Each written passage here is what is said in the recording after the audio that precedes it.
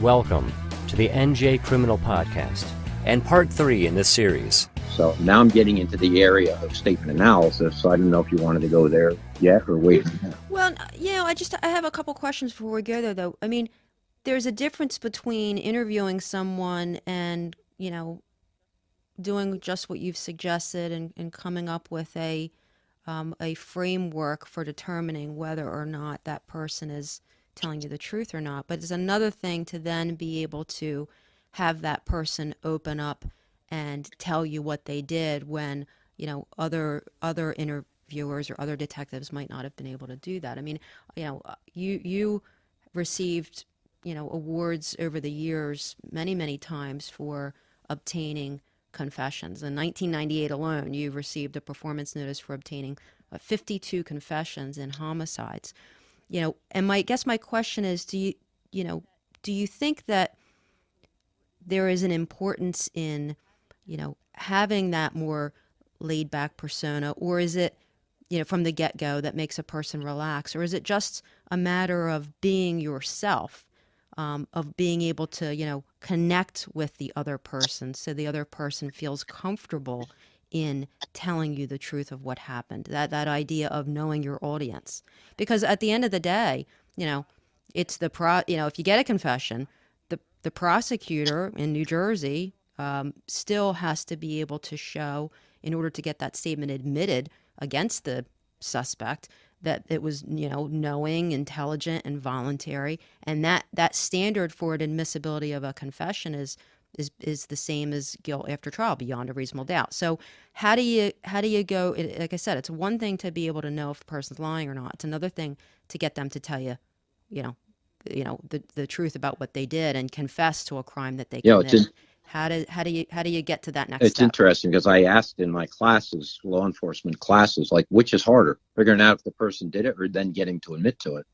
And to me, the harder part is figuring out if they're the ones that did it. Once you know or think you have the person that did it, in those murder cases, it was interesting that through my career, I was telling you, I kept a record of every person I ever polygraphed and what the results were. So, how many people have you polygraphed? I'm over the 5,000 mark. I don't really know exactly because once you get over 5,000, why keep adding? Yeah, once I retired, I didn't keep a record of every person. I have my reports and things, but I didn't keep.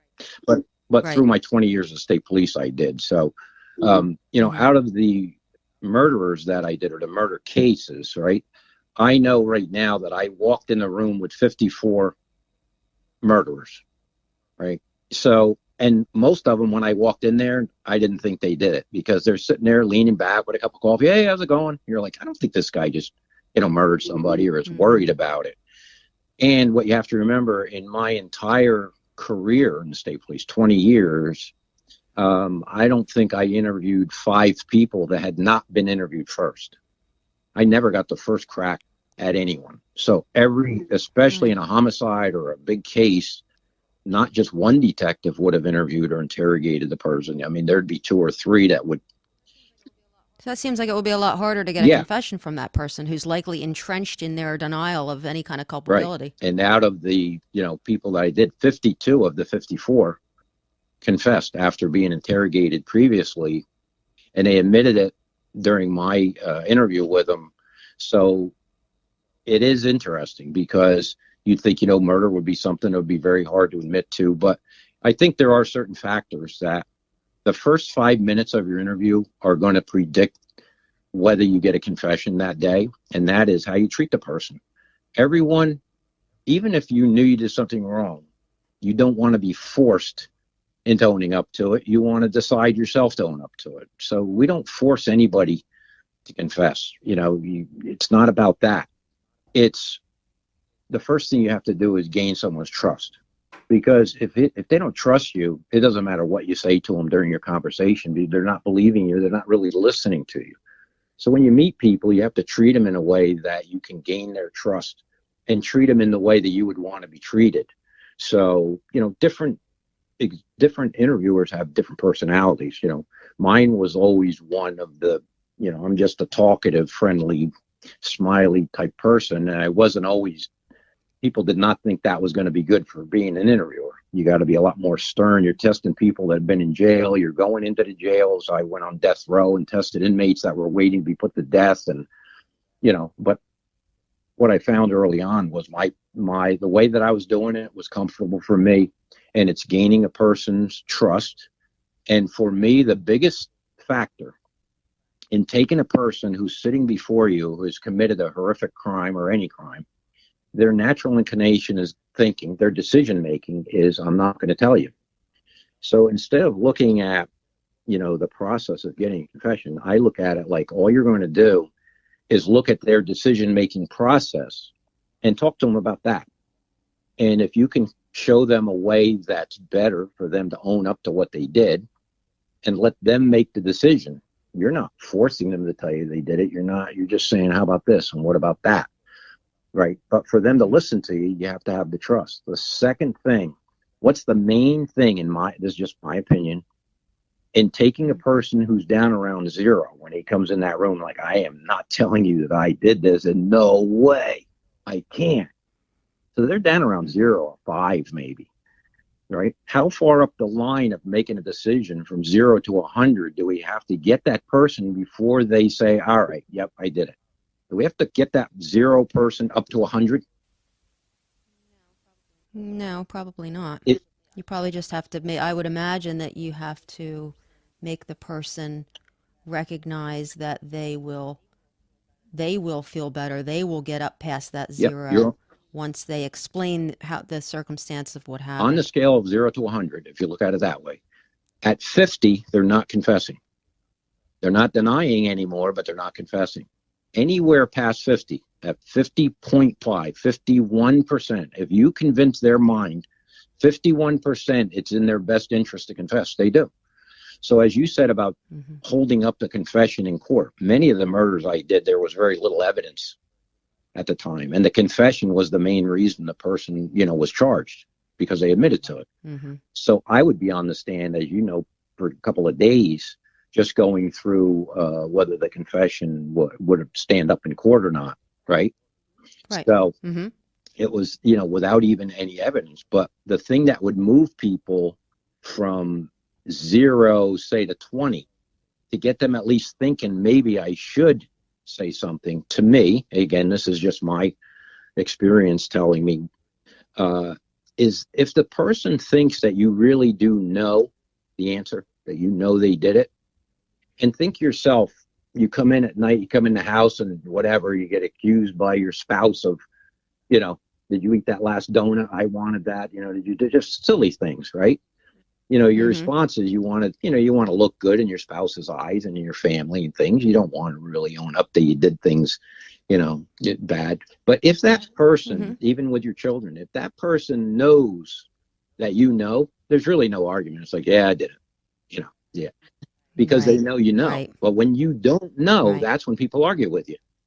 Even our own family. If you don't really know the answer and it's something embarrassing that they don't want to own up to, they'll try to, argue their way out of it. So for me, one of the main things was convincing people at some point during the interview process that I really did know the answer. And it wasn't always, the polygraph could help in that, but often it was, other factors. So once you know somebody, and just continuing what you asked me about getting a confession, right? In my view, there's 5 steps the person goes through. So as soon as you interview them for a certain amount of time and you finally make your conclusion in your own mind, I think they're not telling me the whole truth. So you're going to start that's the interview's over. Now you're going to start to what we call interrogate. Sounds like a bad word. All it means is you're going to focus and try to get more information out of the person, about this case. So the first thing when you say, look, I know you're not telling me the whole truth, the first stage is they're going to deny that. Yes, I did. Right? All you have to do is stop the person from denying it. Now, a truthful person, you'll never stop it. You'll talk to them 45 minutes. They'll be sitting there listening to you, and you say, well, that's all the reasons I know you're lying to me. And that truthful person will say, I'm not lying to you. I didn't do it. But you can stop a deceptive person usually from denying within 3 or 4 sentences. Is all it takes for the truthful person to realize, that they haven't told you the truth. So it's fairly easy to stop their denials. Now they're sitting there. The next thing they think about is, well, I'm gonna argue, and they'll say, well, I couldn't have done it because of this, and I have an alibi. I was over here. So I said in the beginning, when the person comes in there and you say to them, that you're a suspect, they're going to offer some kind of response to that, and that's you get a denial. I didn't do it, or do you get an argument? I couldn't have done it. I wasn't even around there, right? So that happens. I see. That's what happens during the confession stage. So they're going to deny it. You stop them from denying it. Then they're going to argue with you. And as soon as they argue with you, you know that they're going down the path of a deceptive person, kind of. It kind of gives you more energy to stay in that room and think, I think this person. And then what they do is they just think for quickly. That's the third phase, a very quick decision. What am I going to do now? And they become silent.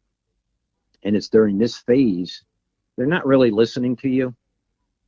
Even though you're bringing out things and trying to give them arguments of why they should admit to this, they're not listening. They're like, oh my gosh, I don't want to admit to this. He knows. This person thinks I did it. What am I going to do? So they're having a conversation within themselves. It doesn't matter what you say during that because they're not listening. But all of a sudden you'll see they lean back in the chair, which means, maybe, or they put their butt back in the chair. They're leaning forward a little bit. They're paying more attention. They're looking at you. So they're listening. And during that phase is when you're going to bring out your best reasons.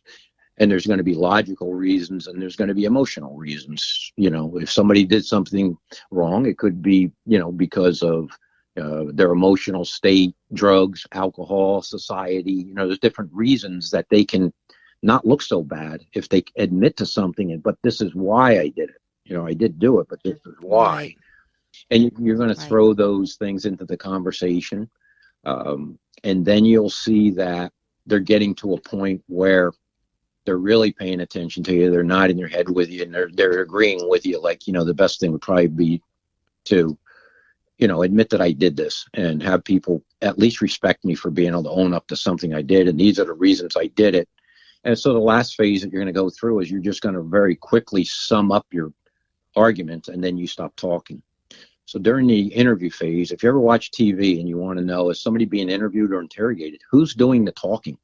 During the interview, the person being interviewed should be talking, 95, 98% of the time. The interviewer should just be asking a question and then let the person talk.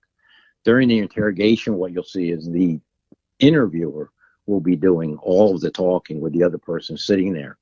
And you just sum up your arguments at the end and stop talking. And, you hope that the person is able to overcome the resistance and admit to what they did. So it sounds like initially it's the difference between recognizing denial that a truthful person would give versus the defensiveness that a person who is not telling the truth would exhibit. Yeah. And then ultimately getting them to acknowledge or understand that that they're not telling the truth. And as a result, it may be in their best interest to accept the fact that and explain why they did what they did. Yeah, and it's like you see on TV, people get negative. They think negatively about this, and they think like once you try to get somebody to admit to it, when you watch TV, all the detectives are angry, they're yelling, they're using threats, they're telling the person, you should do this and that. And really, you can tell a person that they haven't been truthful with a smile on your face. You don't have to be mad at them. You can certainly understand any person coming in and lying so they don't get caught. Mm-hmm. If that person made a decision to lie and then listened to everything you had to say and walked out of the room not admitting to it, that's the decision they made, and it might have been the best decision they could make for themselves. You can't really judge a person if they lie about a crime. I mean, yeah, we look at it on one hand, they shouldn't do it, and then we think they should own up to it. But really, it's not about when you're in the middle of this and you're talking to people, they're a human being. They did what they did for certain reasons. They're lying about it for reasons. And if you can't overcome those reasons, then that person listened to everything you said and still made a decision for themselves, not to admit to it. But what I found over time is most people do feel guilty over what they did, but they did it. Well, I think there's an innate sense in people to want to be understood. Mhm. I mean, I do believe that. And so that's why I had started, I think my questioning about this particular area with that comment that I made about connecting with the person you're interviewing. And if you thought that that was Yeah. important, because I mean, these, what you're describing is certainly important to a detective who's investigating, a homicide or a serious crime. But these techniques can probably translate into other areas as Yeah. well. I mean, you have trademarked the term psychologic. I mean, is that essentially what you have described? It's so funny because I use during the part where you're coming up with reasons why somebody should tell you the truth, there's an area that salesmen use and persuasion, persuasive tactics. And I was very interested, probably because of my background in psychology and on the human mind and persuasion and salesmanship books and things that mattered. And it really became, there's certain things that you can do. They're not harsh techniques, but there's things that you can do to help people tell the truth using the science it's actually a science of persuasion. How are we persuaded to buy things? QVC is the most amazing show on TV. The persuasion of QVC. They use so many tactics that I, am aware of in the class, right? So part of my class training is, once you want to get somebody to try to tell the truth, interrogate, is utilizing, persuasion. So and the way I look at it is we're trying to look at their decision-making process. So it's the logic of the mind, using the logic of how the mind works. So I came up with that term of psycho logic, logic of the mind. When I retired, I was teaching this for the state police, since 1988. I put a school together and was teaching it. But then when I retired, you kind of have to, make a name. And I'm like, what is my name going to, what name? And I'm like, first it was going to be interview techniques, and it would be get with it, come see it, but then I saw somebody had that already. I'm like, oh, so you're using all your persuasive techniques. I was trying. So then I thought of tactical interviewing, because I really do think I have a plan. You can't just go in and wing it based on your, detectives have a way, and they have success with people, and they don't really maybe know the full process they went through to get there. And they just think it's, it's just my personality that gets me confessions, right? But I think there is a plan that you can teach people that works. So I called it tactical. But then for the persuasion part, I had come up with that name, psychologic. And when I went to register these terms, you go to a lawyer and you register it, and they have to put a search out that if anybody's using a term similar to that, you're never going to be able to trademark it or register it for yourself. And when I was talking to the attorney and I told him psychologic, he just laughed. He goes, there's no way you will ever be able to use that term. Is so kind of generic with psychology and everything. You'll never get it. But somehow that term was never being used, and everybody hears it like what's that, logic of the psychos that you talk to? I'm like, no. It's the logic of the mind. So as soon as you said it, I laughed. Sure. People are always coming up to me, psychologic. I'm like, yeah. Yeah, no, it makes sense. It's the idea of recognizing when someone is not being truthful to you, having them recognize it and wanting to tell you the truth, just like somebody watching QVC has this need to buy whatever's being sold. Yeah. It's certainly very, very interesting to me.